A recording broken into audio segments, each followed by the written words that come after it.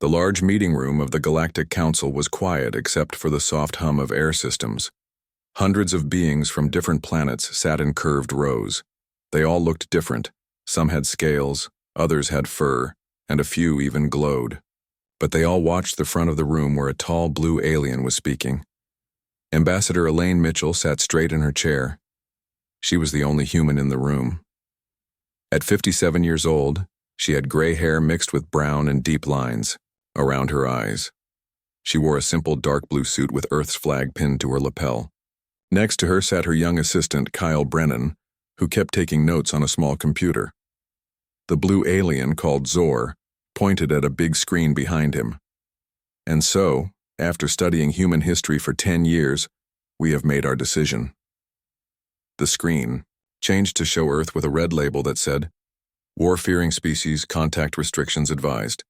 Elaine felt her heart drop. She had worked for years to build good relationships with alien species. After humans had first met aliens from the Arvonian Alliance a decade ago, she had hoped for friendship and trade. Now this label would limit what technologies Earth could access and how much they could participate in galactic matters. Humans show clear signs of being obsessed with war, Zor continued. His forearms moved in the air as he spoke. They spend huge amounts of money on weapons even when no one is attacking them. Their movies, books, and games are full of fighting.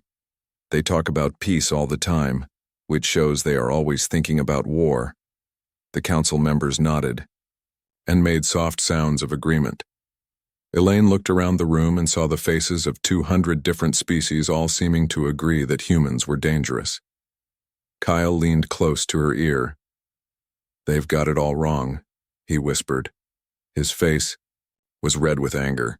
Elaine nodded slightly but kept her face calm. Getting angry would only make things worse. She had to think carefully about how to respond. Zor pulled up charts on the screen. Humans spend 2.9% of their resources on defense. This is above our safety threshold of 2.7%. They have more weapons than they need. They prepare for war even, in times of peace. A small green alien with 6 eyes raised a tentacle. "What do humans say about this?" Zor waved 2 of his hands. "They claim these preparations are for safety, but our studies show this behavior is not rational. It comes from fear. Humans are controlled by their fear of conflict." Elaine could feel her calm slipping away. The aliens were misunderstanding everything about human history. "According to Council Directive 472B, Zor said, war-fearing species must have limited access to certain technologies. This is for their own protection and for the safety of the galaxy. They cannot be trusted with advanced weapons or faster than light. Travel until they evolve beyond their war obsession." The room buzzed with conversation. Many council members seemed relieved by this decision, as if humans had been a worry they now felt protected from. Elaine raised her hand, asking to speak. The head of the council, a purple alien called Mull, almost ignored her. After a long pause, he nodded at her. "Ambassador Mitchell of Earth may speak," Mull announced. Elaine stood slowly. The room fell silent. All eyes, tentacles, and sensing organs turned toward her. She had prepared a speech with facts and statistics, but looking at the faces around her, she knew that wouldn't work.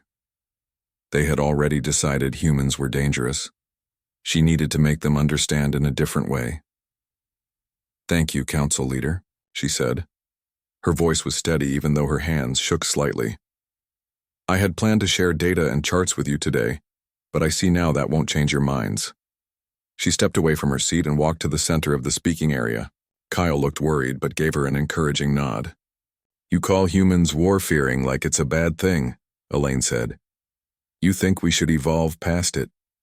But you've missed something important about us." The room was completely silent now. Even the air systems seemed quieter. Humans don't fear war because we're primitive. We fear war because we know it. We've lived through it. We understand what it costs. She looked around the room, making eye contact with as many aliens as she could. "Yes, we make movies and books about war. That's how we process painful experiences. Yes, we talk about peace a lot. That's because we know its value from times when we didn't have it. And yes, we keep weapons. That's because we've learned the hard price of not being ready.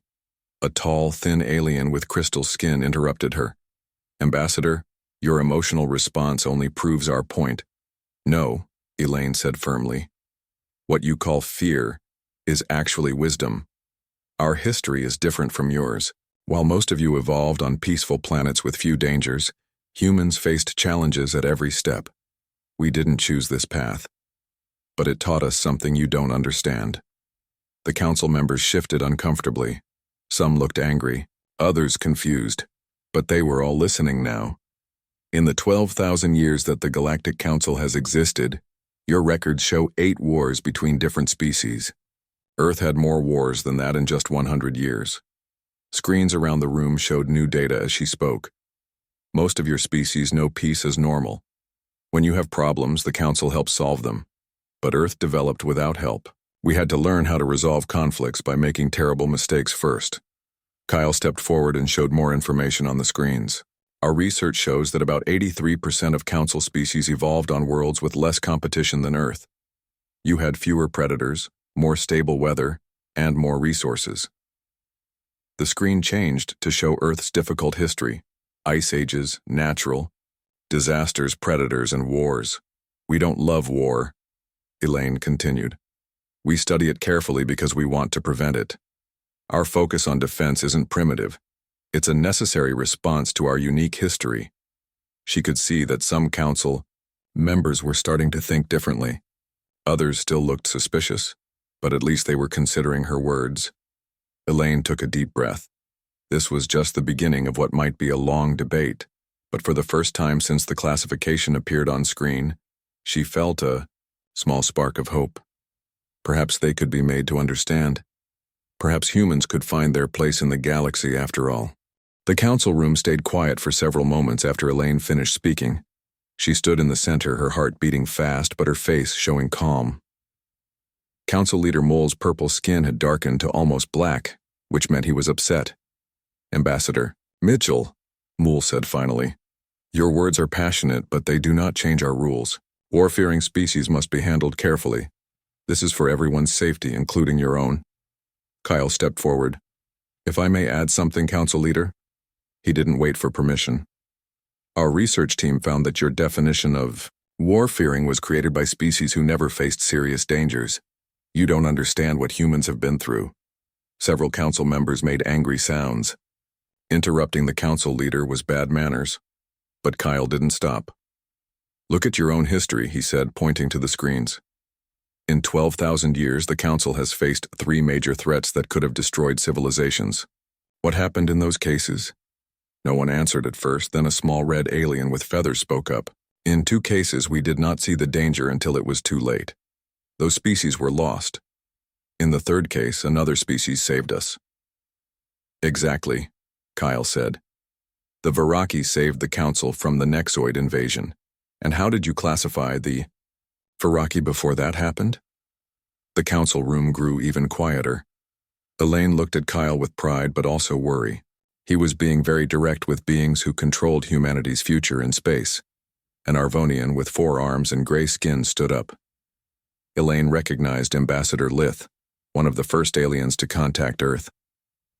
The Viraki were classified as war-fearing, Lith admitted.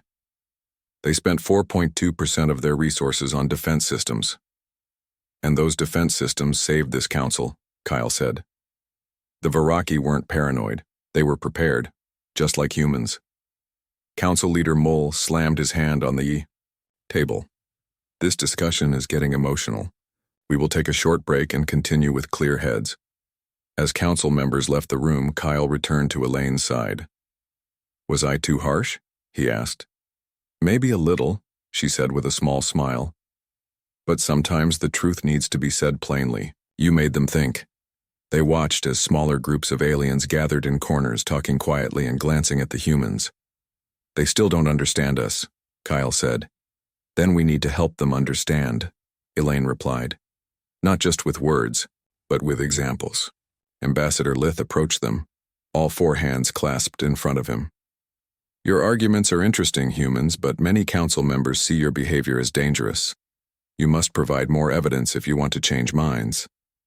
Elaine nodded. We will, Ambassador Lith. Thank you for being open to listening. When the break ended, Council Leader Mull called for order. We will now hear more from Earth's representatives, but I expect respectful behavior. He looked directly at Kyle. Elaine stepped forward again. Thank you, Council Leader. With your permission, I would like to show you something. She nodded to Kyle, who activated a new display. The screen showed Earth from space, beautiful and blue.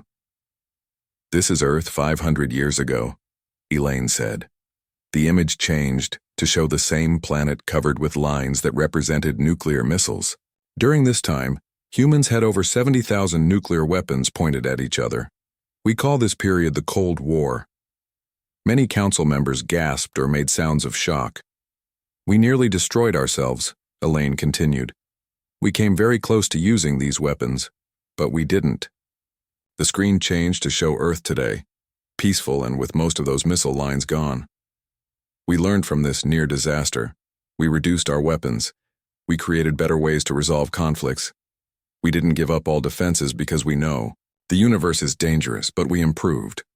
Ambassador Zor, the blue alien who had labeled humans as war-fearing, spoke up. This only proves our point. Your species was ready to destroy itself. This shows deep psychological problems. No, Elaine said firmly. It shows growth. We faced our darkest impulses and chose a better path. How many council species have looked into such a dark mirror and chosen to change? No one answered. Elaine continued, her voice stronger now. Your species evolved in gentle environments. Most of you never had to fight for survival against your own kind. You never had to learn the hardest lessons about power and restraint. She walked around the room making eye contact with different aliens. Humans aren't perfect, we've made terrible mistakes. But we learn from them. We grow. And most importantly, we prepare for dangers so we don't have to face them unprepared. Tall alien made of what looked like living metal spoke. What dangers do you see that we do not, human? Elaine smiled slightly. This was the opening she needed. The universe is vast and mostly unknown. In our short time in space, humans have already found evidence of 15 extinct civilizations, 15 species that reached the stars and then disappeared. That's far more than the Council has recorded in thousands of years. The room buzzed with surprise. Kyle showed new data on the screens. We look for these lost civilizations because we want to learn from their mistakes, Elaine explained. We prepare for threats because we've learned the cost of being unprepared. Not because we're fearful, but because we're responsible. Council Leader Mull leaned forward. These claims about extinct civilizations are very serious, Ambassador Mitchell. We will need to verify this information. Of course, Elaine said. We've brought all our research. Your scientists are welcome to review it. We have nothing to hide. A soft chime sounded, indicating the end of the day's session. Council Leader Mull stood. We will continue this discussion tomorrow after our experts have looked at the human data, he announced. This meeting is adjourned. As council members filed out, many looked at the humans with new expressions. Some showed fear, others curiosity. But most importantly, they showed doubt about their previous judgment. Ambassador Lith approached Elaine again. You have given the council much to think about, Ambassador Mitchell. Not everyone will be pleased. Truth is often uncomfortable, Elaine replied, but necessary. Lith's four-fingered hand touched her shoulder briefly. Be careful, human. Some species prefer comfortable lies to uncomfortable truths. You have made powerful enemies today. Elaine nodded. And perhaps a few friends? Lith made a sound that might have been a laugh. Perhaps we shall see tomorrow. As Elaine and Kyle walked back to their quarters, Kyle asked, Do you think we changed any minds? A few, Elaine said. But changing the council's official position will take more than one day. We've just started the real work. She looked out, a window at the strange stars of this alien world, thinking of Earth so far away. But we will succeed. We have to, for everyone's sake. The next morning, Elaine woke early. She couldn't sleep well thinking about the council meeting. She dressed in her formal blue suit again and met Kyle in the hallway outside their rooms. Did you sleep? she asked him. Kyle shook his head. Too nervous. But I did work on our presentation for today. He showed her a small device. I put together videos from Earth's history. Real moments that show why we prepare for dangers. Good work, Elaine said. The council needs to see the truth about us. When they entered the council chamber, they noticed something different. The room was fuller than yesterday. Many more aliens had come to watch. News about the human argument had spread fast. Council leader Mole called the meeting to order. His purple skin was its normal color today, which Elaine hoped was a good sign. Before we continue yesterday's discussion, Mole said, our science team has reviewed the human data about extinct civilizations. Scientist Zax will present their findings. A small green alien with many eyes floated to the center of the room. We have examined the human evidence, Zax said in a high voice. Their claims appear to be true. They have found ruins of 15 spacefaring civilizations that no longer exist.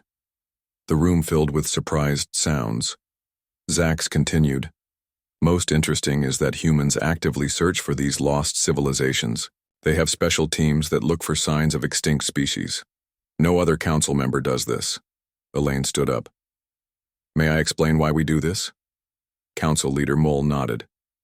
You may speak, Ambassador Mitchell. Thank you, Elaine said. Humans look for lost civilizations because we want to learn from them. Each one is a lesson, a warning. She nodded to Kyle, who started the video presentation. The screens showed scenes from Earth, ancient ruins, scientists working, and space missions. When humans were still living in caves, we studied the stars, Elaine explained. We looked for patterns. We wanted to understand the universe because understanding brings safety. The video showed early human astronomers, then modern telescopes, and finally Earth's first space stations. As we grew, we kept looking outward. Not just for resources or new places to live, but for knowledge. Because knowledge helps us survive. Ambassador Exor interrupted. This does not explain your war preparations. Knowledge and weapons are different things. Are they? Elaine asked. Let me show you something else. The video changed to show Earth history. Wars, natural disasters, disease outbreaks, and climate problems. Humans faced many dangers throughout our history, Elaine said. Sometimes from nature, sometimes from each other. Each disaster taught us something important. Be ready for the next one. The screens showed Earth recovering from these events, rebuilding cities, creating vaccines, and developing new technologies. We don't prepare for war because we want it, Elaine continued. We prepare because we've seen what happens when we're not ready. People suffer. People die. The council room was very quiet now. Every alien was watching closely. Your species were lucky, Elaine said. Most of you evolved on peaceful worlds. You had time to develop without facing extinction again and again. Humans weren't so lucky. We had to fight to survive. And when we looked to the stars, we brought that lesson with us. Ambassador Lith stood up. Ambassador Mitchell, you make interesting points. But the question remains, why should we change our classification? The rules exist for a reason. Rules should serve life, not control it, Elaine replied. Your classification is wrong because it misunderstands human nature. We aren't primitive. We're prepared. Kyle added, the council has only survived this long because peaceful species like yours have been protected by the few who are ready to fight when needed, like the Varaki before us. An old alien with skin like tree bark spoke up. The Varaki saved many lives during the Nexoid invasion, but they are gone now. They sacrificed themselves. Yes, Elaine said sadly. And do you know why they were able to save you when no one else could? The old alien was quiet for a moment. Because they had weapons. Because they were ready. Exactly, Elaine said. They were labeled war-fearing just like us, but when real danger came, they were the only ones who could help. She walked to the center of the room, looking at all the council members. You don't need to fear humans. You need to understand us. We prepare for the worst while hoping for the best. We build defenses because we've learned that peace must be protected. Council Leader Mole looked thoughtful. Your arguments have merit, Ambassador Mitchell, but changing an official classification requires more than words. It requires evidence of behavior. What kind of evidence? Kyle asked. Perhaps a demonstration, Ambassador Lith suggested. A way to show how humans would act in a crisis. Elaine thought for a moment. We would be happy to demonstrate. What did you have in mind? Scientist Zax floated forward again. I have a suggestion. Our records show a small problem developing in the Nexus region. Strange energy readings that we cannot explain. Perhaps the humans could investigate. Several council members looked uncomfortable. The Nexus region was where the Nexoid invasion had started years ago. Is it dangerous? Elaine asked. Possibly, Zax admitted. That is why no one has volunteered to investigate yet. Elaine smiled slightly. And that is exactly why humans will go. We don't run from possible danger. We investigate it so we can understand and prepare. She looked at Kyle, who nodded. We accept this challenge, Elaine said. Give us the coordinates and whatever information you have. Earth will send a team immediately. The council erupted in surprise conversation. Council leader Moole had to call for quiet several times. This is highly unusual, he said when order returned. But if Earth wishes to help, we will accept. The science team will share all data with Ambassador Mitchell. As the meeting ended, many council members approached Elaine. Some seemed worried, others curious. A few even seemed impressed. Ambassador Leith joined them as they left the chamber. You have taken a big risk, human friends. The Nexus region is not a safe place. Safety is rarely found by staying safe, Elaine said. Sometimes you have to face danger to prevent greater danger later. Lith made a sound that was almost a laugh. You humans are strange creatures. But perhaps that strangeness is exactly what the galaxy needs right now. Back in their quarters, Kyle looked worried. Do you think we made the right choice? The Nexus region is where the Viraki were lost. Elaine nodded seriously. I know. But this is our chance to show the Council what humans are really like. We don't fear war. We prevent it by being strong and brave. She looked out at the stars again, thinking of Earth so far away and the human team that would soon be heading into potential danger. Send a message home, she told Kyle. Tell them we need our best people for this mission and tell them to come prepared. Kyle nodded and began typing the message. Elaine watched him work, feeling both worry and hope. The next few days would decide humanity's place in the galaxy. Everything depended on showing the Council the truth. Humans weren't war-fearing. They were guardians against chaos. 3 days later, a human ship arrived at the space station where the Galactic Council met. It was not a large ship, but it looked strong and well-built. The name Defender was painted on its side. Captain Alan Porter stood on the bridge, looking at the strange alien structures outside his window. Quite a sight, he said to his crew. First time humans have brought a military ship to Council space. His second-in-command, Susan Wright, nodded. Ambassador Mitchell's message said we need to be careful. The Council is watching everything we do. Alan straightened his uniform. Then let's show them what humans are really like. When Alan and his team of 10 crew members met Elaine and Kyle in the docking area, they saluted sharply. Captain Porter, reporting as requested, Ambassador, Alan said. Elaine smiled. Thank you for coming so quickly. The situation is delicate.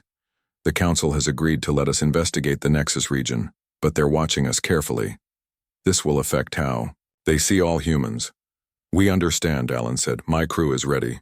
We brought science equipment and defensive systems just in case. Kyle looked worried.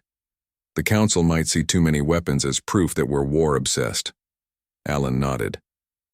We thought of that. Our weapons are minimal but effective. Our focus is on scanning, research, and rescue gear. Perfect, Elaine said. The Council has called a special meeting. They want to meet you before you leave. The Council chamber was packed with aliens when Alan and his team entered. They wore simple blue uniforms with small Earth flags on their shoulders. They carried no visible weapons, although Elaine knew they had protective gear on their ship. Council Leader Moole stood. Captain Porter, your mission is to investigate strange energy readings in the Nexus region. You will take readings, gather data, and return to report your findings. Nothing more. Alan stepped forward and bowed slightly. We understand, Counsel-y. Leader, may I ask what happened to previous expeditions to this area? The room grew quiet. Scientist Zax floated forward. The last expedition was 10 years ago. The Viraki sent 3 ships. None returned. Some of Alan's crew looked at each other, but no one spoke. What were they looking for? Alan asked. The same energy readings, Zax admitted. They grew stronger, then there was a massive energy surge. After that, the Viraki ships were gone. 2 months later, the Nexoid invasion began. Alan nodded calmly, but Elaine could see he understood the danger. We'll be careful. Our ship has good sensors. We can gather data from a safe distance. Ambassador Zor, who had first labeled humans as war-fearing, spoke up. If you sense danger, you should return immediately. This is not a test of bravery. With respect, Alan replied. Sometimes gathering information requires taking risks, but we won't be reckless. Human caution is part of why we survive. Several council members murmured approval at his words. Elaine felt hopeful. Alan was showing the perfect balance of courage and wisdom that she wanted the council to see in humans. That afternoon, the Defender left the station. Many council members watched it go from observation windows. Ambassador Lith stood next to Elaine. Your captain, Porter, seems competent, Lith said, but the Nexus region is unpredictable. That's why we sent our best team, Elaine replied. They're trained to expect the unexpected. The Defender would take 2 days to reach the Nexus region. During that time, the council continued normal business, but everyone was thinking about the human mission. Elaine attended meetings but felt distracted, wondering how Alan and his crew were doing. On the second day, Kyle rushed into Elaine's office. We just got a message from the Defender. They've reached the edge of the Nexus region. They hurried to the communications center where council members were already gathering. A screen showed Captain Alan Porter's face. He looked serious. Ambassador Mitchell, Council Leader Moole, we've detected the energy readings, Alan reported. They're coming from an area of space that shows unusual properties. Space itself seems to be folding somehow. Scientist Zax moved closer to the screen. This matches the readings from 10 years ago, before the Viraki disappeared. Captain Porter, I recommend you keep your distance. We're maintaining a safe position, Alan assured them. But we're sending out probes to gather more data. The screen showed small objects leaving the Defender, heading toward the energy source. Our probes have advanced sensors, Alan explained. They can gather information without risking the ship. Many council members looked impressed by this approach. Elaine felt proud. This was exactly the kind of careful preparation she wanted to showcase. An hour later, Alan called again. His face looked grim. We have the probe data. It's not good news. The energy pattern matches artificially created wormhole technology. Someone is trying to open a path into this region of space. Council room erupted in frightened sounds. The last time a wormhole had opened here, the Nexoid invasion had followed. We're sending all our data to you now, Alan continued. But there's something else. We found debris from the Viraki ships. They weren't destroyed. They sacrificed themselves to close the wormhole last time. Everyone was silent, taking in this news. The Viraki had died heroes, not victims. What do you recommend, Captain? Council Leader Moole asked. Alan looked straight at the camera. The wormhole is forming again. Based on our readings, it will open in approximately 12 hours. We have 3 options. Leave and report what we found, stay and observe from a distance, or attempt to disrupt the wormhole formation. Disrupt it? How? Scientist Zax asked. Our analysis of the Viraki debris shows they used a controlled antimatter explosion, Alan explained. We have similar capability, though on a smaller scale. It might be enough to collapse the forming wormhole. That would be extremely dangerous, Ambassador Zor warned. Yes, Alan agreed. But if we don't act, whatever came through last time might come through again. The council chamber filled with worried discussion. Elaine watched the faces around her. They were afraid, but they were also watching the humans carefully. Council Leader Mull raised his hands for silence. Captain Porter, what would you do if this situation were near Earth? Alan didn't hesitate. We would disrupt the wormhole. The risk to my ship is high, but the risk of doing nothing could be catastrophic for everyone. Mull nodded slowly. Then, you have the Council's permission to proceed as you see fit. But please be careful. We will, Alan promised. Defender out. As the screen went dark, the Council room stayed silent. Then Ambassador Lith spoke. Now we see the true nature of humans, Lith said. Not war-fearing, but willing to face danger, to protect others. Elaine felt both pride and fear. The human ship was about to attempt something very dangerous. But whatever happened, the Council was beginning to understand what humans really were. Everyone on the Council station waited anxiously. Hours passed with no news from the Defender. Elaine paced in the communication center while Kyle kept checking the screens for messages. Council members came and went, all asking the same question. Had the humans succeeded? 10 hours after Captain Porter's last message, Council Leader Mull called an emergency meeting. We have lost contact with the human ship, Mull announced to the crowded room. Our sensors detect high-energy readings from the Nexus region. The wormhole may be opening. The room filled with frightened whispers. Ambassador Zor stood up. We should evacuate this station, he said. If the Nexoids return, we are too close. Many council members nodded in agreement. Elaine felt sick with worry about Alan and his crew, but she knew she had to speak. The Defender and its crew are still there, she said firmly. They're trying to protect all of us. We can't abandon them. Ambassador Lith joined her. I agree with the human. Running away now would dishonor their sacrifice. The council was divided. Some wanted to leave immediately. Others felt they should. Wait. As they argued, a technician rushed into the room. We're receiving a transmission, the technician shouted. From the Nexus region, the main screen came to life. It showed Captain Porter's face, though the image was unclear and breaking. Up the bridge behind him looked damaged with flashing lights and smoke. This is Captain Porter, he said, his voice distorted. We've deployed the antimatter device. The wormhole is destabilizing, but our ship is caught in the energy field. We can't escape. Everyone in the council room was silent, watching the brave, human captain. Our sensors confirmed something was waiting on the other side, Alan continued. Multiple ships. Same energy signature as the Nexoid fleet from 10 years ago. They were coming back. The image broke up, then returned. Alan looked directly at the camera. The wormhole will collapse completely in 2 minutes. The Defender can't survive that. But neither can anything trying to come through. Elaine stepped closer to the screen. Captain, is there any way to get your crew to safety? Alan shook his head.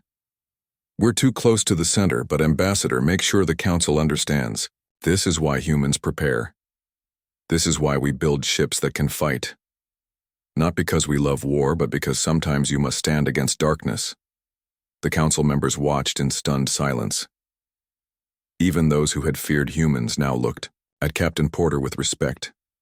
One last thing, Alan said, as the transmission became worse. We're sending all our data. It proves the Nexoids were planning another invasion. The Council needs to prepare better this time. Humanity will help. If you let us.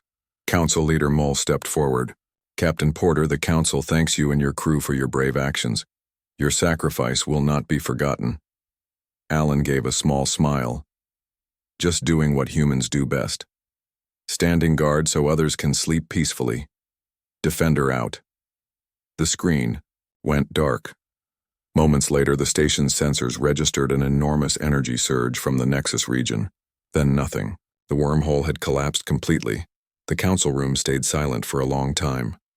Finally, Ambassador Xor, who had first called humans war-fearing, approached Elaine.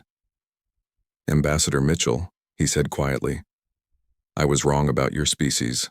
What Captain Porter and his crew did was not the action of beings controlled by fear. It was the action of protectors. Elaine felt tears in her eyes, but kept her voice steady. That is what humanity has always been, Ambassador. We don't fear war. We fear what happens when good people do nothing in the face of danger. Council Leader Mole called for attention. Today we have witnessed great courage. The human ship Defender and its crew have saved countless lives by preventing another Nexoid invasion. This council owes them a debt that cannot be repaid. He turned to look directly at Elaine. In light of these events, the council must reconsider its classification of humanity. Ambassador Mitchell, your arguments were correct. Humans are not controlled by fear of war. They are defined by their willingness to face danger to protect others. The holographic display that had shown Earth labeled as war-fearing changed. The red tag disappeared, replaced by a blue one. Guardian species. Strategic partnership recommended. The council chamber erupted in sounds of agreement. Many members approached Elaine to express their regret for misjudging humans and their gratitude for the Defender's sacrifice. Ambassador Lith stood beside Elaine. What will you do now, Ambassador Mitchell? Elaine looked at the new classification, glowing on the screen. We will mourn our lost friends, and then we will do what humans have always done. We will learn from this. We will build better ships, better sensors, better defenses. Not because we want war, but because we want to prevent it. Lith nodded thoughtfully. The Council has existed for thousands of years in relative peace. Perhaps we have forgotten that peace must sometimes be defended. Humans never forget that, Elaine said. It's written in our history and in our hearts. 3 days later, Elaine and Kyle prepared to return to Earth. They would bring news of the Defender's heroism and the Council's new respect for humanity. As they boarded their ship, Council Leader Mole met them for a final word. Ambassador Mitchell, the Council has voted unanimously to create a new defense initiative, Mole said. We would be honored if Earth would lead this effort. Your experience and perspective would be valuable. Elaine smiled. Earth would be proud to help, Council. Leader, it's what we've been preparing for all along. As their ship left the station, Elaine looked out at the stars.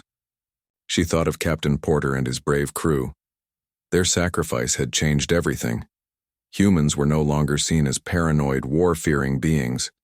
They were recognized as what they had always been, guardians standing watch against the darkness. The galaxy had labeled them wrong. But in the end, humans had shown their true nature. Not through words, but through actions. Not through fear, but through courage. It was a high price to pay for understanding. But as every human knew, the most important lessons often came at the greatest cost. And in the vastness of space, that understanding might someday save not just humanity, but all who wished to live in peace.